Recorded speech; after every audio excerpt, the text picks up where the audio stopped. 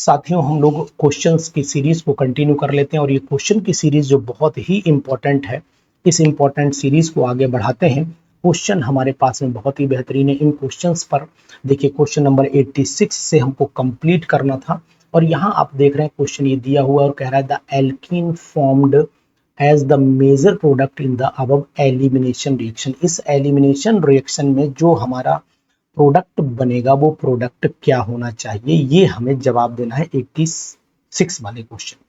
तो यहाँ आपको बताने की कोशिश करूंगा कि अगर ये रिएक्शन में मैं ये कहने की कोशिश करूं एलिमिनेशन है और तो कौन सी, तो मैं इसका नाम देता हूं हॉफमैन्स एलिमिनेशन।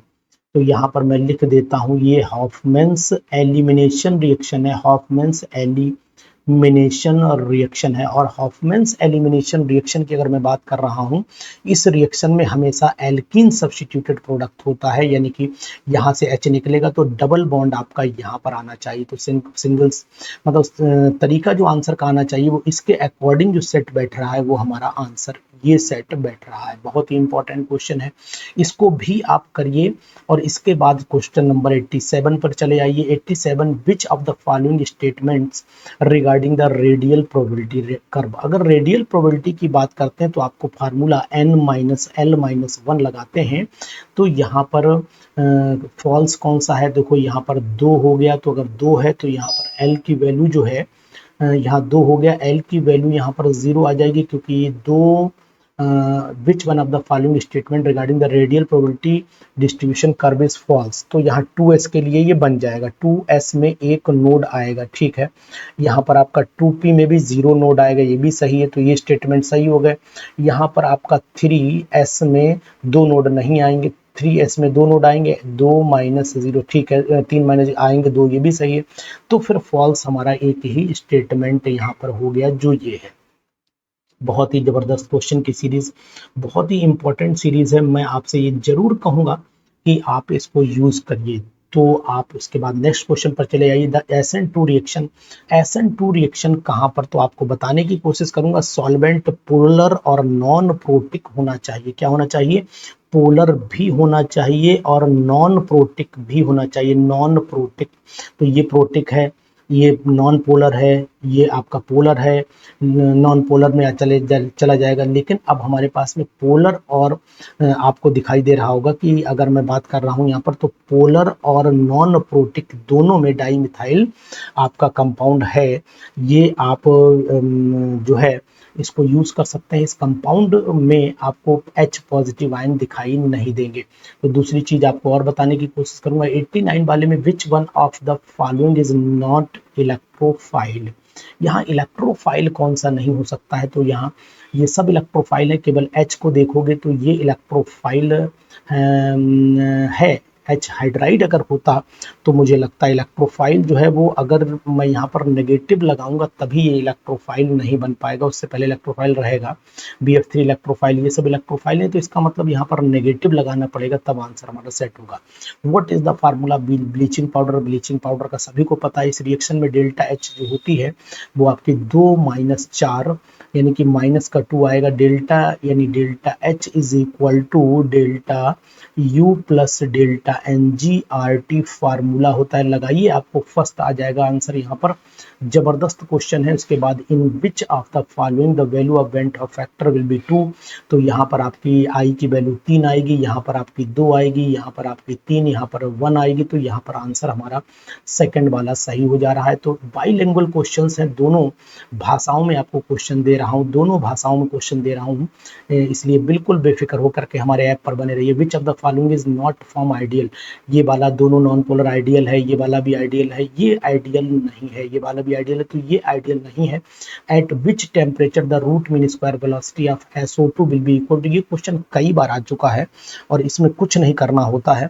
आप पहले यानी कि अगर सिंपल से हम लोग बात करेंगे तो यहाँ बहुत ही जबरदस्त सीरीज आपको बताऊंगा कि इस सीरीज में आपको फायदा क्या होगा कि यहाँ पर आप R1/R2 का एक रिलेशन याद कर लीजिए और यानी कि रूट मीन स्क्वायर वेलोसिटी जो होती है वो रूट 3RT/m होती है, तो यहाँ पर पहले SO2 की निकाल लीजिए। एट विच टेम्परेचर, टेम्परेचर पूछा गया तो चलिए हम ही आपसे बात कर लेते हैं। यहाँ ऐसा करते हैं, दोनों को कंपेयर कर इसे 3RT1 कर देते हैं और ये O2 को कर देते हैं, इसको बराबर कर देंगे 3RT2/MSO2 के बराबर कर देते हैं। तो इसका मतलब हुआ 3R यहाँ काट दो, 3R यहाँ काट दो, बराबर हो जाएंगे तो रूट रूट भी कट जाएगा, तो बचेगा हमारे पास T1/MO2 is equal to T2/MSO2। और निकालना क्या है, equal will be that of, यानी कि 20 O2 का 27 डिग्री सेल्सियस दिया हुआ है, तो यहाँ में T2 निकालना है। T2 इज इक्वल टू हो जाएगा T1 300 कर दीजिए, इसका 64 हो जाता है, डिवाइड कर दीजिए। आपका डिवाइड कितने से करना पड़ेगा, आपका मोलर मास हुआ ना, तो ये अगर T2 निकालना है तो ये हो गया 300 डिग्री सेल्सियस टेम्परेचर इंटू 64 हो गया, अपॉन 32 से डिवाइड कर दीजिए, 32 से डिवाइड कर दीजिए। ठीक है, चलिए तो यहाँ पर चल लेते हैं हम लोग। क्वेश्चन को देखा हमने, तो इसको डिवाइड करेंगे, 32 दूनी 64 यानी 600 डिग्री सेल्सियस टेम्परेचर आ गया। 600 में से आप 273 घटा दीजिए, तो ये आपका 7 बचा, यहाँ पर आपका 9 में से 3 गया, 2 बचा, 4 में 5 में से 2 गया, यहाँ 3, यानी 327 डिग्री सेल्सियस हमारा आंसर आ रहा है। विच one of the following is the more effective for coagulation के लिए, जिसकी ज़्यादा वैल्यू होगी, तो सबसे ज़्यादा यानी कि 3 ये आ गए और 2 ये 5 हो गए, यानी सबसे ज़्यादा यही कोगुलेशन होगा। More is the charge, more is the power of coagulation हो जाता है। मोस्ट स्टेबल कार्बोकैटायन जो है टर्सरी ब्यूटाइल कार्बोकैटायन होता है। न्यूक्लियोफिलिक रेजेंट हमेशा लुईस बेस होते हैं। आयोडोफॉर्म टेस्ट जो है वो हमेशा डाईमिथाइल कीटोन देगा, इथेनॉल भी देगा, मिथेनॉल नहीं देता है, क्योंकि आयोडोफॉर्म टेस्ट वही लोग देते हैं, वही कंपाउंड देते हैं जिनके अंदर CH3 मतलब ये वाला या तो ये ग्रुप होना चाहिए, CH3CO होना चाहिए, और या फिर आपका CH3 CH और OH और आगे एक बैलेंसी किसी से भी सेटिस्फाइड हो वो होना चाहिए। साथियों, जरूरी है आपके लिए कि ऐसे क्वेश्चंस आपको लगातार दिए जाएं, और ये क्वेश्चन आपके वो रहने चाहिए जो वास्तव में एग्जामिनेशन में बहुत मदद कर सकते हो। तो मैं चाहता हूं कि ऐसे क्वेश्चन जो आपको मिले तो वो यही क्वेश्चन होंगे, यानी कि PGT का लेवल यही रहेगा, लगभग इसी लेवल पर PGT क्वेश्चंस चलते रहते हैं, इस बात का ध्यान दिए। विच of the following has the highest boiling point, highest boiling point हमेशा ये हाइड्रोजन बॉन्डिंग के कारण इसमें होगा, मैं ये बात ध्यान दीजिएगा। हाइड्रोजन बॉन्डिंग इसलिए इसमें पॉसिबल है क्योंकि अगर हम लोग ये CH3 तो ये दूसरे वाले H से पॉसिबल हो जाता है, तो हाइड्रोजन बॉन्डिंग यहाँ संभव है। विच of the following is not an additional polymer, यानी एडिशनल नहीं, एडिशन होना चाहिए, तो बेकेलाइट जो है वो कंडेंसेशन पॉलीमर है, वो एडिशन पॉलीमर में नहीं आती है, तो यहाँ पर एडिशन कर लीजिए। एडिशनल भी बस चल जाएगा, लेकिन एडिशन वर्ड एग्जैक्ट वर्ड है।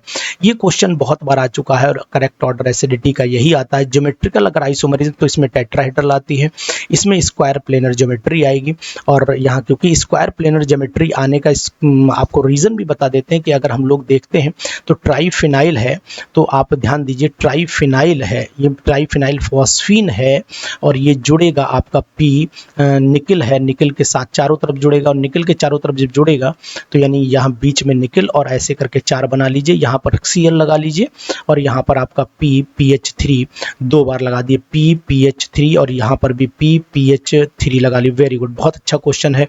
तो सेकंड वाला ऑप्शन कर लेते हैं। What is the correct order of the reducing ability of the following, ऊपर से नीचे आने पर रिड्यूसिंग नेचर बढ़ता चला जाता है। मैंने पढ़ाया भी था कि एसिडिक करेक्टर भी बढ़ता है और रिड्यूसिंग करेक्टर भी बढ़ता है, तो आंसर यही होगा।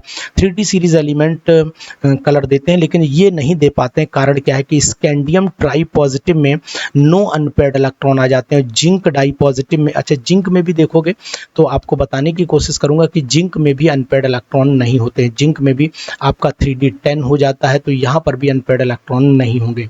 तो 3D series all the element except which of the following gives the coloured ion, ठीक है, एक्सेप्ट किन कहते तो निकल, क्रोमियम, ये सब देते हैं, लेकिन जिंक और इनके जो आयनिक फॉर्म में है वो कलर नहीं दे पाते हैं, ऐसी बात आपको ध्यान रखो। अब आपको लगेगा स्कैंडियम का अगर हम इलेक्ट्रॉनिक कॉन्फ़िगरेशन लिखते हैं तो यहाँ पर आर्गन हो जाएगा, और आर्गन और आखिर में 3D और 4s, तो 4s2 3D1 हो जाता है।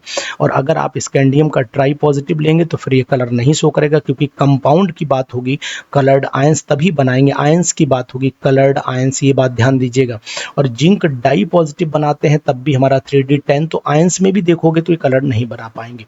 इसलिए क्वेश्चन ये भी बहुत ही बेहतरीन क्वेश्चन है, इस बात का आपको ख्याल रखना पड़ेगा। इंपॉर्टेंट क्वेश्चन में ये गिना जाता है साथी। दूसरी चीज आपको बताने की कोशिश करूंगा कि ऐसे क्वेश्चन आप जरूर लगाइए क्योंकि ये सिलेक्शन बेस्ड क्वेश्चन माने जाते हैं। विच of the following method is used for the separation of the lanthanoid, तो आपको आयन एक्सचेंज मेथड को प्रयोग किया जाता है।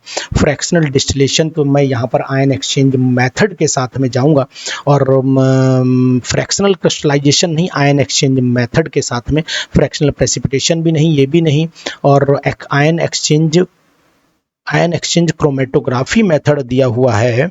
तो आयन एक्सचेंज क्रोमेटोग्राफी मेथड की अगर मैं बात करता हूं तो मुझे आयन एक्सचेंज मेथड, क्रोमेटोग्राफी तो आप नहीं लीजिए, आयन एक्सचेंज मेथड पर जाइए, थर्ड में जाइए तो ज़्यादा। हालांकि क्वेश्चन अच्छा है, बेहतर है, और मैं उम्मीद करूंगा कि आप इस पर अपना विचार जरूर व्यक्त करेंगे। Next, the oxidation state Mn की +7 आ जाती, K2 यहाँ पर +7 आएगी, यहाँ पर +6 आएगी, तो यहाँ पर पहला वाला ऑप्शन हमारा सही हो जाएगा। ठीक है। द रिलेशन फ्री, तो डेल्टा, अगर मैं इसके रिलेशन की बात करता हूं तो delta G is equal to, आपको पता होना ही, delta G is equal to delta H minus T delta S होता है। डेल्टा H जो होता है वो विद टेम्परेचर और प्रेशर के रिस्पेक्ट में बात करेंगे तो यहाँ पर टेम्परेचर प्रेशर, टेम्परेचर भी कांस्टेंट कर दो तो S डेल्टा T हो जाता है, और ऐसे डेल्टा T माइनस, और यहाँ पर आपको प्रेशर कांस्टेंट कर देना तो dP, और यहाँ V हो जाएगा, तो इसका मतलब फिर ये आंसर हमारा ये DS हो जाएगा। ठीक है, फिर ये आंसर हमारा यही सेट हो जा रहा है, इसी को हम लोग सेट कर ले रहे हैं।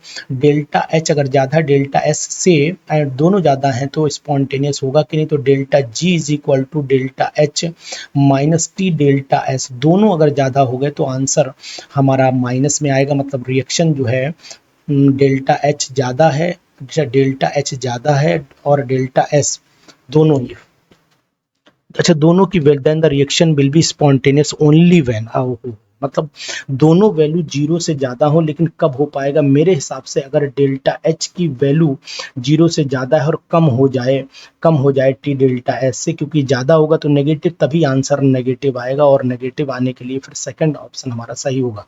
इन which of the following 0.1 molar aqueous solution has the lowest freezing point, तो मतलब I की वैल्यू जहाँ पर ज़्यादा आएगी वहीं पर, तो यहाँ पर I की 2 आ रही, यहाँ पर 1 आ रही, यहाँ पर 1 आ रही, यहाँ पर 2 3 आ रही, तो इसका मतलब है फिर ज़्यादा वैल्यू यहीं पर आ रही है, और यही ज़्यादा वैल्यू हमें जरूर मदद करेगी, इस बात का ध्यान दीजिए। Osmotic pressure of 5% solution of sugar, तो 5% शुगर सॉल्यूशन का अगर ऑस्मोटिक प्रेशर आप निकालना चाहते हैं तो बहुत आसान है, pi is equal to CRT का फार्मूला लगा दीजिए, आप आसानी से इस क्वेश्चन को कर लेंगे। तो लगा देते हैं, pi is equal to CRT लगाइए, चलिए लगाएं, pi is equal to CRT।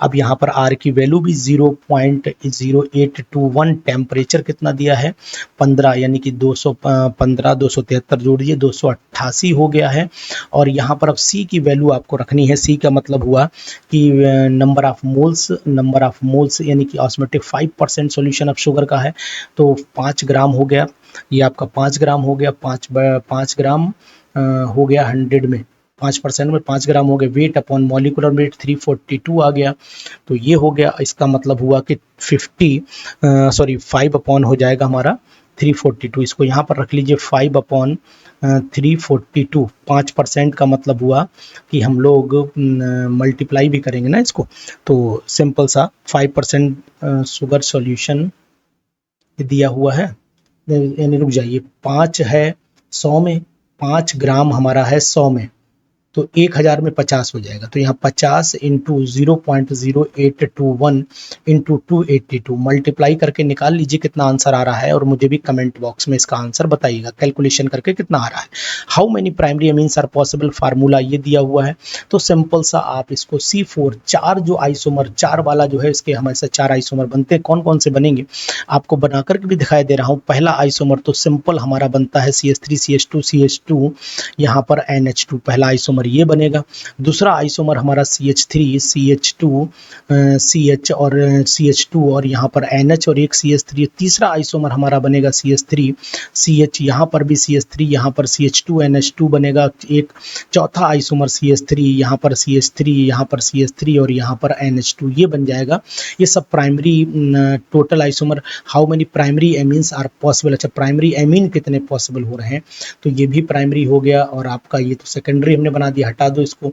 ये भी प्राइमरी हो गया आपका, दूसरा ये भी प्राइमरी हो गया। तो एक प्राइमरी अभी और संभव है, वो यहाँ CH3 लगाओ, CH यहाँ भी CH3, 1 2 3 4 5 हो जाएगा ना। इसका मतलब अब हमारे पास में एक कंडीशन ये बचती है कि हम लगाएं, हाँ बिल्कुल सही, एक तरफ C2H5 लगा लेते हैं, बन जाएगा। तो इसका मतलब हुआ NH2 तो हमारा फिक्स रहना पड़ेगा, एक तरफ CH लगा लो, एक तरफ CH3 और एक तरफ C2H5 लगा लो, काम चल जाएगा। तो 1 2 3 4, ठीक है। तो इसका मतलब 1 2 3 4 आइसोमर बनेंगे, तो 4 यहाँ पर टिक कर ली। कीटोइनॉल टॉटोमेरिज्म कौन शो करेगा, तो ये नहीं करेगा, ये भी नहीं कर पाएगा। ये कर सकता है कीटोइनॉल टॉटोमेरिज्म, लेकिन ये कंपाउंड भी दिया है। तो अब आपको, या इधर तो H दिया ही नहीं है, बॉन्डिंग कहाँ होगी।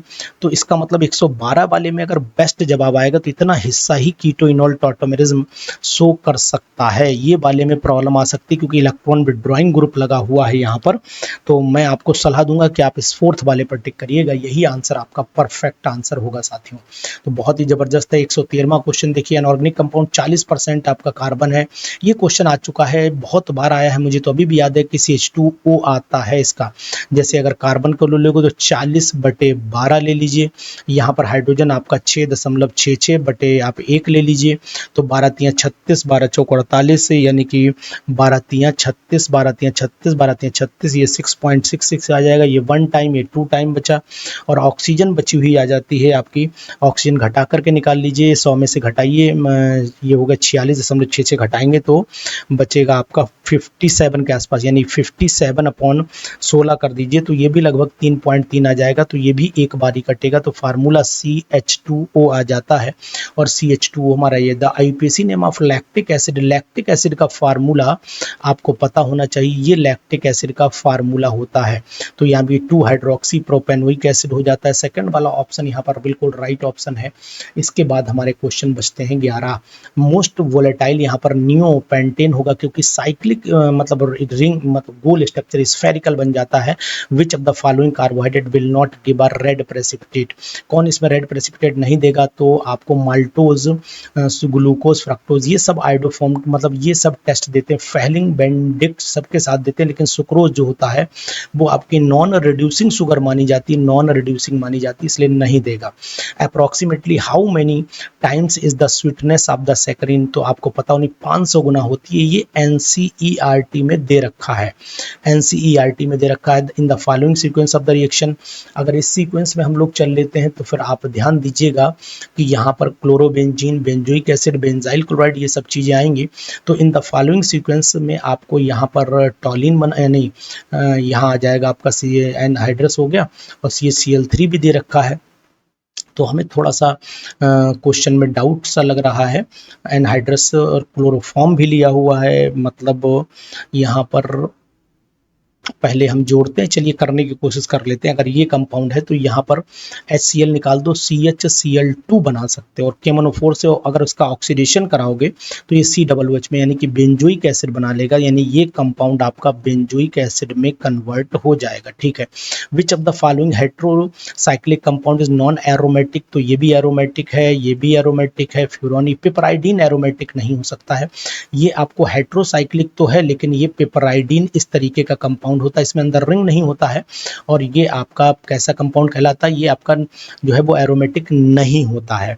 एंथ्रासीन अंडरगोज, ये क्वेश्चन बहुत आ चुका है। एंथ्रासीन, जब एंथ्रासीन को हम लोग V2O5 की प्रेजेंस में इसका ऑक्सीडेशन करते हैं तो एंथ्रासीन का स्ट्रक्चर आप जानते हो ना, बताता हूं आपको, मैंने पढ़ाई हैं सब चीजें, अपने ऐप पर भी पढ़ाई है, यहीं पर छोटी सी रिएक्शन लिख देता हूं। ये मैं एंथ्रासीन ले लेता हूं, और इस एंथ्रासीन को हम लोग जो है वो ऑक्सीडाइज जब करते हैं V2O5 की प्रेजेंस में, है ना, और 500 डिग्री सेल्सियस की प्रेजेंस में ऑक्सीजन देते हैं तो एंथ्राक्विनोन बन जाता है। इस तरीके का कंपाउंड आपको एंथ्राक्विनोन बनेगा, इस टाइप का कंपाउंड एंथ्राक्विनोन बनेगा। तो यहाँ पर आप एंथ्राक्विनोन पे चले जाइए। Which acetic acid when acetic acid is mixed with sodium acetate, तो आपको पता होना चाहिए कि पीएच वैल्यू, एसिटिक एसिड जो है वो एसिटिक एसिड है ये, और इसमें मिलाया हमने CH3COONA, तो इसका मतलब है ये हमारा पीएच जो है वो कैसा है, एसिडिक बफर है। अगर हमारा एसिडिक बफर है तो when acetic acid mixed with sodium acetate the pH value जो है वो आपकी कांस्टेंट रह जाएगी, क्योंकि ये बफर बन जाएगा और ये acidic weak acid salt with strong base यानी बफर यानी कि डज नॉट चेंज में आएगी, पीएच वैल्यू चेंज नहीं होगी। PH when acetic acid is mixed with sodium acid pH value does not change, यानी ये बफर बन जाएगा और वो भी एसिडिक बफर बनेगा। कैसा बफर बनेगा, एसिडिक बफर बनेगा। इस क्वेश्चन को ध्यान दीजिए। इसके बाद चले आइए, फॉर स्पॉन्टेनियस डेल्टा जी की वैल्यू नेगेटिव होनी चाहिए, नेगेटिव डेल्टा जी आएगा, ये डेल्टा जी नेगेटिव होनी चाहिए। 3D transition series as we move left to right, atomic radius पहले डिक्रीज करता है फिर कांस्टेंट एंड पे इंक्रीज कर जाता है।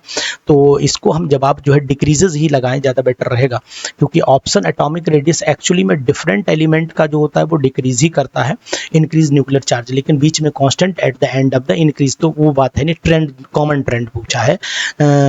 एल्यूमिनियम के अगर 12th इलेक्ट्रॉन एल्यूमिनियम का यूज करते हैं तो 1s2 13 होता है ना, 1s2 2s2 2p6 3s2 3p1।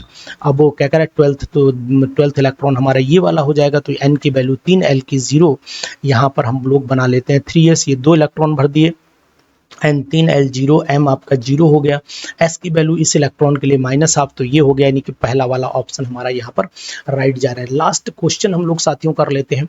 ये light from the sunlight maximum wavelength आपकी ये दे रखी है, फ्रीक्वेंसी पूछा हुआ है, तो यहाँ पर आपको लगाना पड़ेगा लैम्डा इज इक्वल टू नहीं, what is the frequency, nu is equal to C upon lambda लगाना पड़ेगा। तो nu is equal to C upon lambda, C की वैल्यू आपकी 3 × 10⁸ मीटर पर सेकेंड होती है, लैम्डा आपका 6 × 10⁷ दिया, ये माइनस ऊपर 3 और उससे 6 पंजे 30, यानी कि अब आपका आंसर जो आना चाहिए 5 × 10⁻, ये ऊपर गया माइनस में है, सॉरी ऊपर गया माइनस में जुड़ जाएगा, फिर दोस्तों 7 7 14 15 हो गया, तो ये अगर 0.5 आ जाएगा तो ये माइनस मतलब 8 7 17, ये कितना आएगा 14 आ जाएगा, तो यानी आंसर हमारा फिर ये वाला सही हो जाएगा। तो इतने क्वेश्चंस मैंने आपको कराए हैं साथियों। अगर आप चाहते हैं कि इन क्वेश्चंस को करें और आपकी बिल्कुल परफेक्ट तैयारी हो जाए पीजीटी की, और पीजीटी आपसे आसानी से निकल भी जाए, ऐसा मैं चाहता हूँ, तो अगर आप चाहते हैं इस बैच को यूज़ करना तो हमारे उद्देश्य बैच में आइए, चाहे शेड्यूल टेस्ट सीरीज में आइए, आपको सफलता साथियों जरूर मिलेगी। Thank you.